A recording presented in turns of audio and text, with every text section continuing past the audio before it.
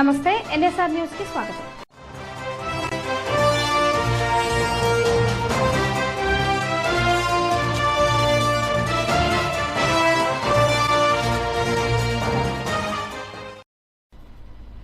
ఈ నెల 10 నుండి 18వ తేదీ వరకు జరగనున్న కొత్తకొండ శ్రీ వీరభద్రస్వామి బ్రహ్మోత్సవాల జాతరను అన్ని శాఖల అధికారులు సమన్వయంతో ఏర్పాట్లను పూర్తి చేసి విజయవంతంగా నిర్వహించాలని రాష్ట్ర రవాణా బీసీ సంక్షేమ శాఖ మంత్రి పొన్నం ప్రభాకర్ అన్నారు. గురువారం సాయంత్రం హన్మకొండ జిల్లా భీమదేవరపల్లి మండలం కొత్తకొండలోని శ్రీ వీరభద్రస్వామి ఆలయంలో జనవరి 10వ తేదీ నుంచి జరగనున్న జాతర ఉత్సవాల ఏర్పాట్లు నిర్వహణపై ఆలయ ఆవరణంలోని కళ్యాణ మండపంలో వివిధ శాఖల అధికారులతో మంత్రి సమీక్ష సమావేశాన్ని నిర్వహించారు. సమీక్ష సమావేశానికి ముందు ఆలయంలో మంత్రి పొన్నం ప్రభాకర్, వర్ధనపేట ఎమ్మెల్యే కేఆర్ నాగరాజు స్వామివారికి ప్రత్యేక పూజలు నిర్వహించారు. ఆలయానికి వచ్చిన మంత్రి ఎమ్మెల్యేలకు ఆలయ పూజారులు, దేవాదాయ శాఖ అధికారులు పూర్ణకుంభంతో స్వాగతం పలికారు. ఆలయం చుట్టూ ప్రదక్షిణ చేసిన అనంతరం శ్రీ వీరభద్రస్వామి వారిని దర్శించుకుని వారు ప్రత్యేక పూజలు నిర్వహించారు. అనంతరం కళ్యాణ మండపంలో జిల్లా అదనపు కలెక్టర్ మహేందర్ జీ అధ్యక్షతన నిర్వహించిన సమీక్షా సమావేశంలో మంత్రి పొన్నం ప్రభాకర్, ఎమ్మెల్యే కేఆర్ నాగరాజు, జిల్లాలోని వివిధ శాఖల అధికారులు పాల్గొన్నారు. సమీక్షా సమావేశానికి ముఖ్య అతిథిగా హాజరైన రాష్ట్ర రవాణా బీసీ సంక్షేమ శాఖ మంత్రి పొన్నం ప్రభాకర్ మాట్లాడుతూ కొత్తకొండ శ్రీ వీరభద్రస్వామి వారికి ఎంతో విశిష్టమైన చరిత్ర ఉందని అన్నారు. కొత్తకొండ ఆలయం చారిత్రక దేవాలయమని పేర్కొన్నారు. ఈ నెల 10వ తేదీ నుండి ప్రారంభమయ్యే ఉత్సవాలకు జిల్లాలోని పోలీస్, రెవెన్యూ, వైద్య, ఆరోగ్య, పంచాయతీరాజ్, గ్రామీణాభివృద్ది శాఖ, రోడ్లు, భవనాలు, విద్యుత్, దేవాదాయ, పర్యాటక తదితర అన్ని శాఖల అధికారులు బాధ్యతగా సమన్వయం, భక్తితో ఉత్సవాల విజయవంతానికి కృషి చేయాలన్నారు.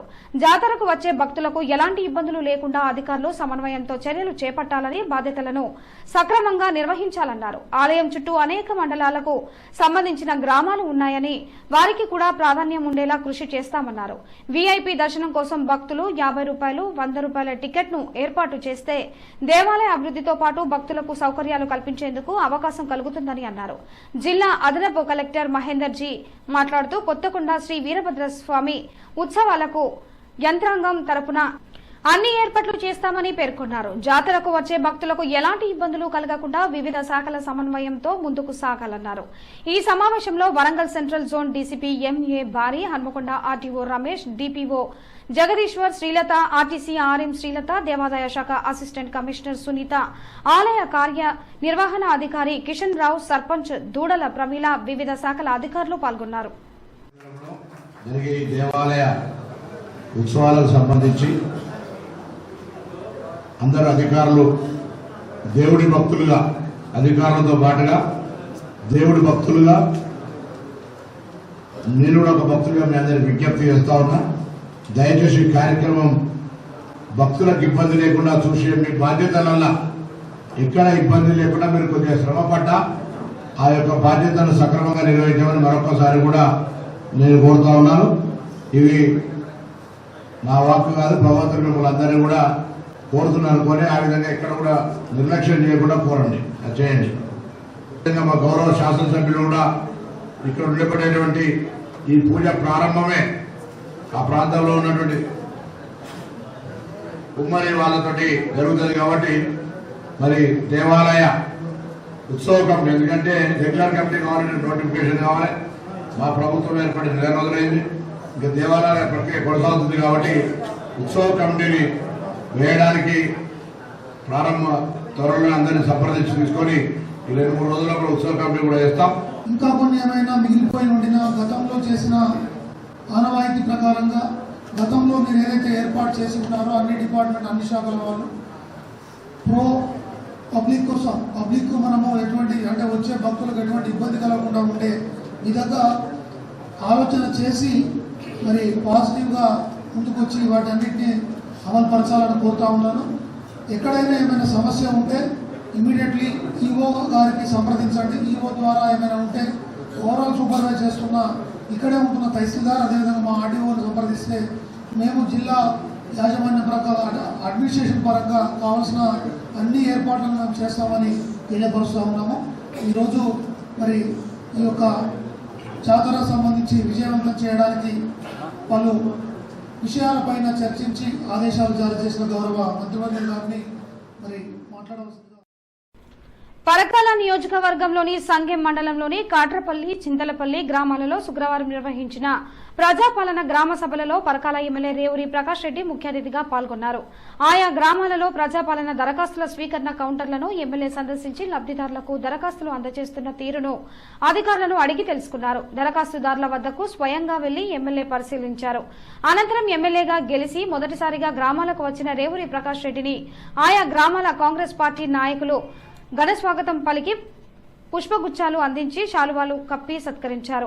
ఈ సందర్భంగా ఎమ్మెల్యే రేవూరి ప్రకాష్ రెడ్డి మాట్లాడుతూ దేశంలో ఏ రాజకీయ పార్టీ చేయని సాహసం కాంగ్రెస్ పార్టీ చేసిందని, ఎన్నికల ముందు 6 గ్యారెంటీలపై సంతకం చేసి హామీతో ప్రజల ముందుకు వచ్చి ఓట్లు అడిగామని, మాపై నమ్మకంతో కాంగ్రెస్ పార్టీని ఆశీర్వదించడం వలన రాష్ట్రంలో ప్రజాప్రభుత్వం ఏర్పడిందని అన్నారు. ప్రజల నమ్మకాన్ని వమ్ము చేయకుండా 6 గ్యారెంటీలు అమలే ప్రధాన లక్ష్యంగా కాంగ్రెస్ ప్రభుత్వం ప్రతిష్టాత్మకంగా చేపట్టిన ప్రజా పాలన కార్యక్రమం అని, మహాలక్ష్మి, రైతు భరోసా, గృహజ్యోతి, ఇందిరమ్మ ఇల్లు, చేయూత పథకాలతో పాటు రేషన్ కార్డులు, ఇతర అవసరాల కోసం దరఖాస్తులు చేసుకోవాలని, అర్హులైన ప్రతి ఒక్కరికి లబ్ది చేకూరుతుందని, ఎవరు ఎటువంటి అపోహలకు గురి కావద్దని అన్నారు. చాలా మందిలో నేను ఎన్నికలలో తిరిగినప్పుడు చాలా మంది అనేవాళ్ళు, కొందరైతే ముఖం మీదనే అన్నారు, సార్ ఇవన్నీ చూస్తూనే ఉన్నాం, ఎన్నికలలో వాగ్దానం ఇస్తారు, ఎన్నికలు ఇచ్చిన తర్వాత మాత్రం గెలిచిన తర్వాత మాత్రం మర్చిపోతుంటారు సార్, ఇప్పటి వరకు అదే చూసినాం, రేపొద్దున మీరు కూడా అదే పరిస్థితి అని చెప్పి నన్ను నిలదీసిన సందర్భాలు కూడా తెలుసు. నేను అందులోంచి ఒక మాట చెప్పాను, ఇంతకుముందు ప్రభుత్వాలు ఇచ్చిన హామీలు ఎంత మట్టుకు నెరవేర్చిందో లేదు అనేది మీకే తెలుసు, దాని గురించి నేను మాట్లాడవలసిన అవసరం లేదు. కానీ ఈ కాంగ్రెస్ పార్టీ ఈరోజు ఏదో ఎన్నికలలో ఇస్తుందో దేశంలోనే ఏ రాజకీయ పార్టీ చేయని ఒక ధైర్యం చేసింది. ఎందుకంటే గ్యారంటీ కార్డ్ అని మీ చేతికి ఒక హస్త్రం ఇచ్చింది. గెలుపుకు పొంగిపోను, ఓటమికి కుంగిపోను, నిత్యం ప్రజల మధ్య ఉంటానని మాజీ ఎమ్మెల్యే దాస్యం వినయ్ భాస్కర్ అన్నారు. బీఆర్ఎస్ పార్టీ కార్యాలయంలో ఏర్పాటు చేసిన విలేకరుల సమావేశంలో పశ్చిమ నియోజకవర్గ ముఖ్య నాయకులతో సమావేశమై ఆయన మాట్లాడారు. అధికారంలో ఉన్న ప్రజల మధ్యలో ఉన్నాను, ప్రతిపక్షంలో ఉన్నా కూడా ప్రజల మధ్య ఉంటానని ఆయన అన్నారు. ప్రజా సంక్షేమానికి నిరంతరం పాటుపడతానని, టీఆర్ఎస్ పార్టీకి గెలుపు ఓటములు కొత్త కాదన్నారు. పార్టీ శ్రేణులకు, ప్రజలకు అనునిత్యం అందుబాటులో ఉంటానన్నారు. రాజకీయాల్లో గెలుపోటములు సహజమని, పార్టీ బలోపేతానికి, పార్టీ క్రమశిక్షణకు కలిగిన కార్యకర్తలకు కృషి చేస్తానన్నారు. రానున్న పార్లమెంటు ఎన్నికలలో సమాయత్తం అవుదామన్నారు. ఎంపీ ఎన్నికల్లో గులాబీ జెండా ఎగరవేసేందుకు ప్రతి ఒక్కరం కృషి చేయాలన్నారు. జనం నుంచి వచ్చిన నాయకుని జనంలో ఉంటా, జనం కష్టసుఖాల్లో పాలు పంచుకుంటానన్నారు. కాంగ్రెస్ హామీలు అమలు చేయలేక కుంటి సాకులు చెప్తోందన్నారు. ప్రజల తరపున కొట్లాడటం, తెలంగాణ సాధన ఉద్యమంలో ముందుండి కొట్లాడి స్వరాష్ట్రానికి సాధించుకున్నామని, 10 ఏళ్లలో తెలంగాణను అభివృద్ధి చేశామన్నారు. దేశానికి ఆదర్శంగా తీర్చిదిద్దాం. ఇకనైనా ప్రతిపక్షంలో ఉండి ప్రజల తరపున కొట్లాడుతామన్నారు. 1000 కోట్ల నిధులతో పశ్చిమ నియోజకవర్గాన్ని అభివృద్ధి చేశానని, మరికొన్ని అభివృద్ధి పనులు కొనసాగుతున్నాయన్నారు. రాజకీయాల్లో కక్షపూరిత చర్యలపై పాల్పడవద్దని, అభివృద్ధి ఆటంకం కలిగించవద్దని కార్యకర్తలకు కంటికి రెప్పలా కాపాడుకుంటానని ఆయన అన్నారు. ఈ కార్యక్రమంలో కూడా మాజీ చైర్మన్ సుందర్రాజ్ యాదవ్, మరి యాదవరెడ్డి, పశ్చిమ నియోజకవర్గ కోఆర్డినేటర్ జనార్దన్ గౌడ్, కార్పొరేటర్లు, డివిజన్ అధ్యక్షులు, ప్రధాన కార్యదర్శులు, ముఖ్య నాయకులు పాల్గొన్నారు. గెలుపు ఓటర్లు సహజం, గెలిచినా ప్రజల పక్షాన ఉన్నాం, ప్రజా సంక్షేమం కోసం పాటుపడ్డాం. గతంలో కూడా ఇదే కాంగ్రెస్ ప్రభుత్వం వైఎస్ఆర్ గారి నాయకత్వంలో ఉన్నటువంటి ముఖ్యమంత్రి గారు మా పార్టీని చీల్చాలన్నా కూడా కొంతమంది పోయినప్పటికీ కూడా పార్టీ నిలదొక్కుని గులాబీ సైన్యం అంతా కూడా కేసీఆర్ వెంట ఉండి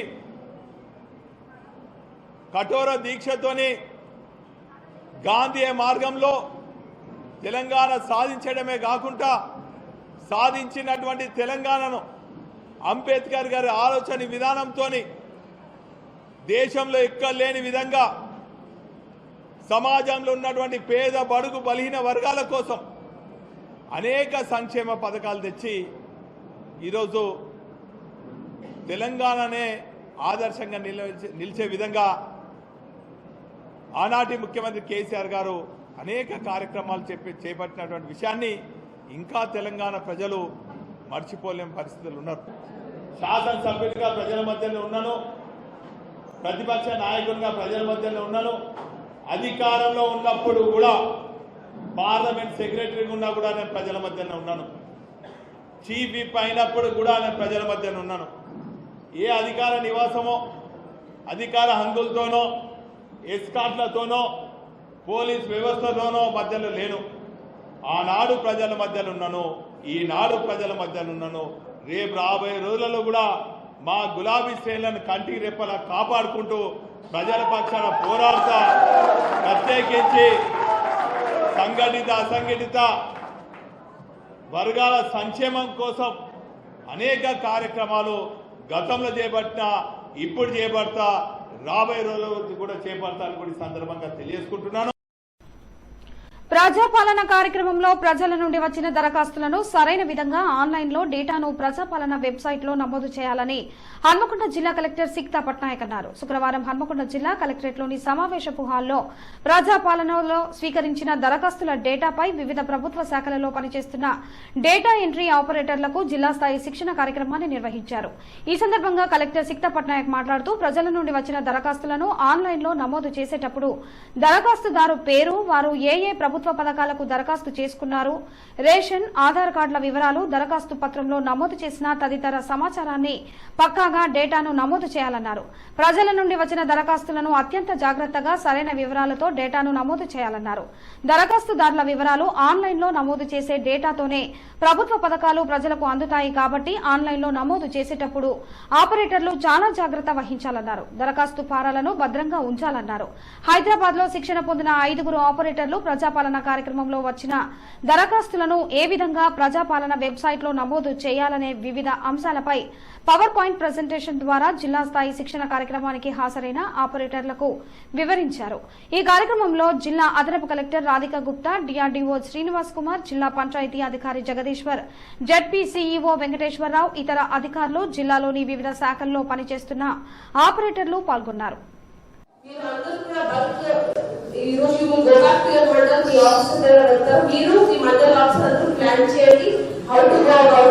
How to make sure that data entry will be over by 12 January. So that's my request to all of you. నా తరఫున అడిషనల్ కలెక్టర్ లోకల్ బాడీస్ ఉన్నారు, పీడీడీఆర్ఏ గారు ఉన్నారు, సిఓ ఎంపీ గారు ఉన్నారు, డిపిఓ గారు ఉన్నారు, అదనంగా ఐసీ రెవెన్యూ అందరూ all senior officials everybody is on this job only. Moreover, every department will also be on this job only. This will be the only work done by the district till 12th January. So I hope for teamwork and proper care, we will be able to do this data entry in a very good manner. Lot of expectation is there from the new government, lot of expectation is there from the people also. You can see that there is so much, the number of applications is a record level actually. 2,34,000 households are approved for Jillalo. Last 2 working days before, 2 lakh plus cross aid. It's a very big number. So which means people have a lot of expectations and they really, they will be watching very closely also, and media will also be watching very closely. I want to give you some caution. Media which was coming out of the master trainer will give you more details regarding the program as senior officers program. So please do well. I wish you all the best. Kakatiya విశ్వవిద్యాలయంలో అవినీతి తిమింగలం బయటపడింది. ACP అధికారులు trap చేసి AR కృష్ణయ్యను డబ్బులు తీసుకుంటుండగా red handed గా పట్టుకున్న ACP అధికారులు రాజేందర్ అనే వ్యక్తిగత కొంతకాలంగా కాకతీయ విశ్వవిద్యాలయంలో పాలు, పెరుగు సప్లై చేస్తున్నాడు. దీనికి సంబంధించిన బిల్లులను తనకు ఇవ్వాలని కోరగా కిష్టయ్య తనను 50,000 రూపాయలు లంచం అడగగా తాను ఏసీబీ అధికారులను సంప్రదించగా ఏసీబీ అధికారులు బలపని కృష్ణయ్యను రెడ్ హ్యాండెడ్ గా పట్టుకున్నారు. అంతేకాకుండా కిష్టయ్య ఇంట్లో మరియు ఆఫీసుల్లో సోదాలు నిర్వహించారు. ఇంకా ఈ అవినీతి చాప వెనుక అవినీతి తిమింగలాలు ఏమి ఉన్నాయి అని ఏసీబీ అధికారులు ఆరా తీస్తున్నారు. కాకతీయ యూనివర్సిటీ హాస్టల్స్ సంబంధించిన హాస్టల్స్కి పెరుగు, పాలు సప్లై చేయడం కొరకు టెండర్ ద్వారా పెండం రాజేందర్ అనే వ్యక్తి కాంట్రాక్ట్ వచ్చింది. 21-22లో బిల్స్ అని క్లియర్ అయినాయి. 22-23లో ఏప్రిల్ అండ్ మే మంత్లకు సంబంధించినటువంటి సుమారు 9 లక్షల బిల్స్ పెండింగ్ ఉన్నాయి. ఆ బిల్స్ పెండింగ్ క్లియర్ చేయడానికి కిష్టయ్య అసిస్టెంట్ రిజిస్ట్రార్ మరియు ఆడిట్ ఆఫీసర్ గారు రాజేందర్ గారి వద్ద లంచం అడిగాడు 50,000 రూపాయలు. అతనికి ఇవ్వడం ఇష్టం లేక మమ్మల్ని అప్రోచ్ అయ్యాడు. ఈరోజు రాజేందర్ కిష్టయ్య గారికి లంచం ఇస్తుండగా మేము రెడ్ హ్యాండెడ్గా పట్టుకున్నారు. ఆమె 3 నెలల తర్వాత ఆమె వెళ్ళిపోయిన తర్వాత మళ్ళీ 2 నెలల తర్వాత మళ్ళీ కొత్త డైరెక్టర్ వచ్చిండు. ఆ కొత్త డైరెక్టర్ వచ్చి ఆయన 2 నెలలు వేసిన తర్వాత 5 నెలల పేమెంట్లు మొత్తం ఆపేసి ఏమి ఇవ్వట్లేదు. పేమెంట్ల గురించి అడిగినప్పుడల్లా ఆ అమౌంట్లో డబ్బులు లేవని చెప్పడం జరిగింది. దాని విషయం మీదే రిజిస్టర్ గారిని కూడా కలిశాను. ఆరికి ఒకసారి మళ్ళీ ఇంకోసారి కూడా కలిశాను. తర్వాత రిటర్న్ కూడా కంప్లైంట్ చేశాను.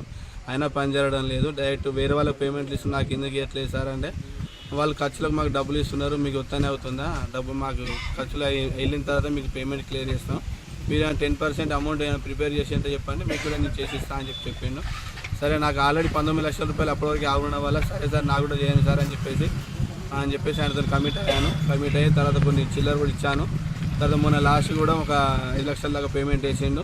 వేసినాక నాకు 50,000 ఇస్తేనే నీకు రిమైనింగ్ పేమెంట్ చేస్తాను, లేకపోతే చేయలేను, మీ ఎవరికి చెప్పుకున్నా నాకు ఇబ్బంది, నాకు 10% కంపల్సరీ కావాల్సిందే అని చెప్పడం ద్వారా నేను ఏసీబీ గారిని ఆశ్రయించడం జరిగింది. వారి ఆధ్వర్యంలో ఈరోజు మళ్ళీ డబ్బులు తీసుకొచ్చి ఇచ్చాను. ఇవ్వడంలో వారికి ఇప్పుడు ఈరోజు దొరికిండు. ఇది జరిగింది. దీనివల్ల నా పేమెంట్ తొందరగా క్లియర్ చేయాలని మీ ద్వారా యూనివర్సిటీ వాళ్ళందరినీ కోరుతున్నాను. వరంగల్ జిల్లాకు చెందిన శ్రీనిధి నృత్యం కళాశాల విద్యార్థులు ప్రాచీన కూచిపూడి నృత్య బృందం గిన్నిస్ వరల్డ్ రికార్డులో చోటు సాధించడం అభినందనీయమని ఇన్స్టిట్యూట్ ప్రిన్సిపల్ పసుపులేటి సరితా శ్రీనివాస్ అన్నారు. హైదరాబాద్ లోని గచ్చిబౌలి స్టేడియంలో ఏకకాలంలో 3,783 మంది కళాకారులు కూచిపూడి నృత్యం చేసి కళా వైభవాన్ని ప్రపంచానికి చాటారు.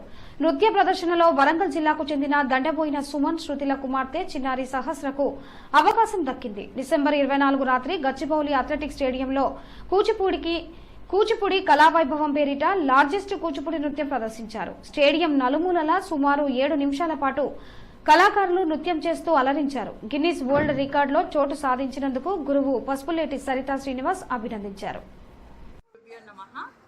మొన్న జరిగినటువంటి డిసెంబర్ 24 గచ్చిబౌలి స్టేడియంలో కూచిపూడి మహాబృంద నాట్యం గిన్నిస్ వరల్డ్ రికార్డులో మా శ్రీనిధి నృత్య కళాక్షేత్రం చిన్నారులందరూ పార్టిసిపేట్ చేసినందుకు చాలా గర్వంగా ఉంది.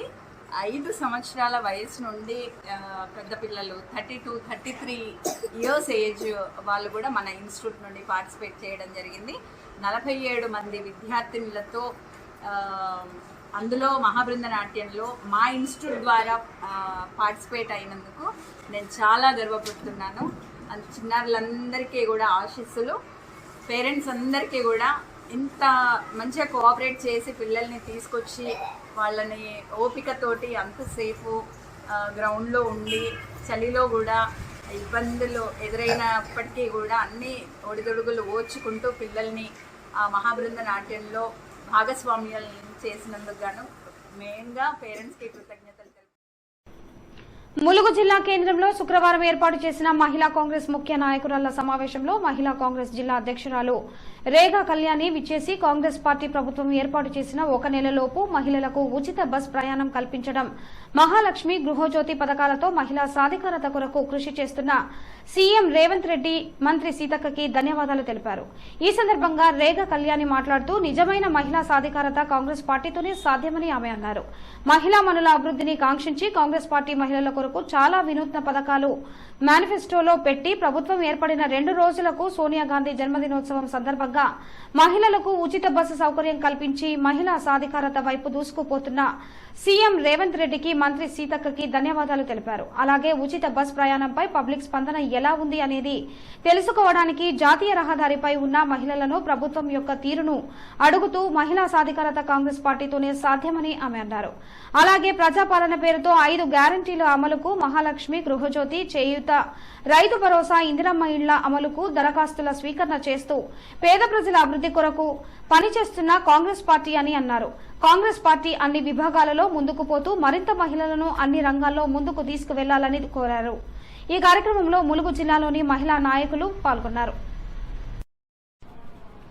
కమలాపూర్ మండలంలోని గూడూరు గ్రామంలో ద్విచక్ర వాహనం అదుపు తప్పి చెట్టును ఢీకొట్టడంతో అక్కడికక్కడే మృతి చెందిన గూడూరు గ్రామంకు చెందిన మండ దేవరాజ్ అనే యువకుడి మృతి వార్త తెలుసుకున్న కుటుంబ సభ్యులు కన్నీరు మున్నూరవుతున్నారు.